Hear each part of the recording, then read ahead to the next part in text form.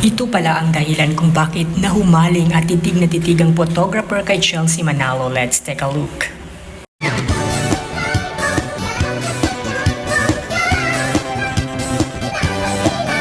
Mag-subscribe ka na! Hello pageant lover, hello universe, welcome to my YouTube channel.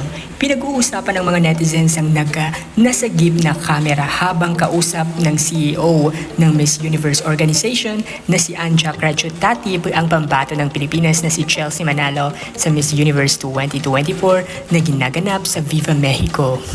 Ito na nga ang napansin agad ng mga netizens na nahagip ng camera na habang nag-uusap sila ay kinukunan nito ng larawan si Chelsea at tila titig na tila nahumaling sa angking ganda ni Chelsea Manalo.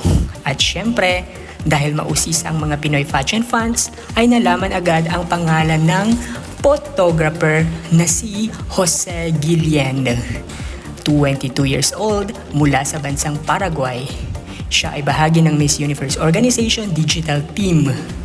Bukod pa rito ay siya rin ay isang filmmaker at modelo.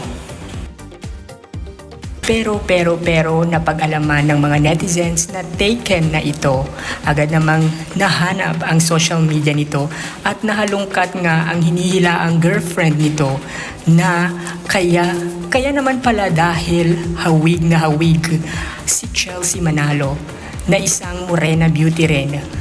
Kumakalat na nga sa social media ang patungkol dito. Aniya pa ng ilang netizens ay nahumaling at nagustuhan daw nito ang ganda at beauty ni Chelsea. Nagpasalamat naman ng mga netizens sa admiration nito para kay Chelsea Manalo. Samantala narito naman ang mga komento ng mga netizens patungkol dito. Let's take a look and let's take a read.